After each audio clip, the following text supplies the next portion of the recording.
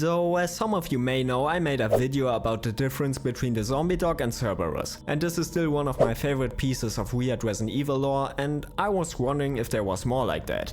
But because I thought I know everything that was ever told in the usual videos or threads about this topic, I know, I'm so down to earth, you don't have to tell me, I decided to ask ChatGPT to see if the machine would know something I don't.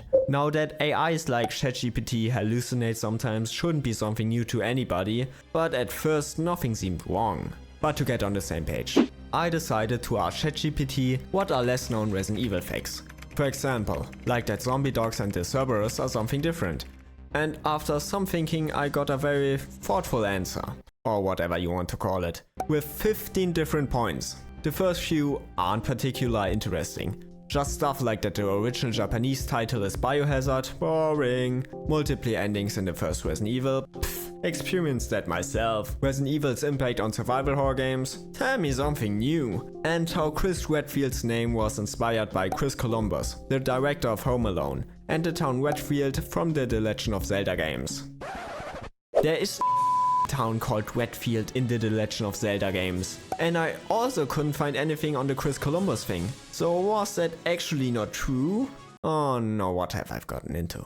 Anyway, most of the other facts seem kinda wrong too. For example, acting like Code Veronica and Revelations are not canon, and I also kinda doubt that they did any research on real viruses when writing the first game. But hey, I am not an artificial intelligence, so what do I know? Anyway, why stop here? I decided to ask it if it can give me more facts specifically on the weapons and enemies. And you bet it can. Well, and what do I say, it started well. The first point regarding the handgun is pretty much entirely true. Resident Evil was one of the pioneers in incorporating limited ammunition to heighten the sense of tension and resource management. Check, that's true.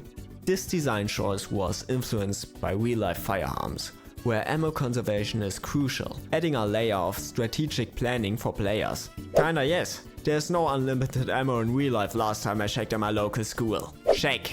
Well, and have you never heard of the famous M4 from Resident Evil 1? No? That me neither, but ChatGPT has. So that went downhill pretty fast again, huh? But after that it went uphill again. Points 3 to 6 regarding unique weapon variants, the inspiration from iconic firearms, the multifunctional combat knife, and hidden or upgradable weapons. Everything is at least mostly true. And that's great! At least like that you won't tell complete bullshit if you decide to trust it without questioning anything. But the reason why I even decided to make this video is the next point. The famous first aid spray. The famous first aid spray that we can use as a weapon in some installments. But not only that, apart from the first aid spray, we also use the broken guitar. Yep, as early as Resident Evil 2. I don't think I have to mention that this is entirely false. Anyway, after that I couldn't resist to ask, can you give me more info on the first aid spray that we use as a weapon? And for some seconds I was seriously doubting myself here, because that seemed so far from reality that I couldn't even comprehend how it created that. And can you guess what I can't comprehend either? That most of you haven't subscribed yet, even though you watch my videos. Well, actually I can. But anyway, please consider subscribing if you enjoyed this video and want to support me. Thank you. Now back to this madness. But without any hesitation, ChatGPT gave me the answer, and apparently I was just misremembering. For example, in the Resident Evil 2 and 3 remake you can absolutely use it to throw it at enemies to blind or distract them. I don't know about you, but now I'm remembering again, because it helped me immensely on my hardcore runs. And who needs like flashbangs if you have the first aid spray?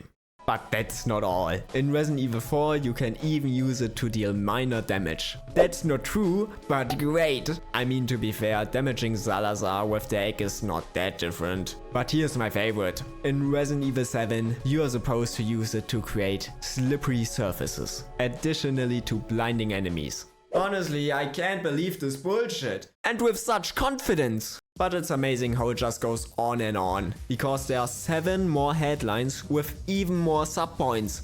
But I mean, it all makes sense that it believes in the holy versatility of the first aid spray The slippery surfaces, a depth to puzzle solving in combat. That would be so true. It's also good to have alternative methods to deal with enemies, because stuff like grenades and knives don't exist already. I can also vividly imagine how it helps with the stealth in the Resident Evil 4 remake, because yeah, it helps to divert the enemy attention. But apparently it's also you guys. Players appreciate the added layer of strategy and the encouragement to experiment with different playstyles. Many players recall specific instances where, creatively, using a first aid spray turned the tide of a challenging encounter, cementing the mechanic's place in the series' legacy. Aha, very interesting. I mean, if it's even the players who say that, then it must be true, mustn't it? Maybe I was just the idiot for the past 5 minutes. Yeah. Well, anyway, then I told it that you actually can't do all of that, shockingly, and it agreed, and suddenly knows the reality. After telling me all this bullshit, it doesn't even want to argue with me, and AI is supposed to overcome humanity. How disappointing. But who knows, maybe we will able to use them in Resident Evil 9. And to be honest, I think that would be a very cool addition, because ChatGPT actually delivers some nice points here. For example, it enhances the immersion because players would naturally use available items. Yep, that's kinda true. I see the point here. Although it's not true. But it would be if we could use them. After that I decided to also ask it about the broken guitar again, and it actually recognized the mistake, and then made another one. Who doesn't know the usable axes in Resident Evil? But it recognized that mistake too, at least something. I also decided to tell it that you can't use knives, but it didn't believe that. So maybe it has a chance against humanity after all.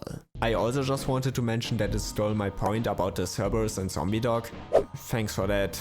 But at least I know that that's actually true. Anyway, coming to the end of this video, I just want to remind you that you shouldn't believe anything from ChatGPT. I mean, it's fine for certain things like historic facts and text corrections, at least in my experience, but apparently not Resident Evil. And you really shouldn't use it for info on lore, especially if you're new to the series and don't know that all of this was just not true. By the way, I put my script into ChatGPT as well, and it absolutely sucked me off, which was kinda creepy. Anyway, what do you think of ChatGPT? Also, please subscribe, like, comment and share if you enjoyed this video. Thanks for watching and see you next time.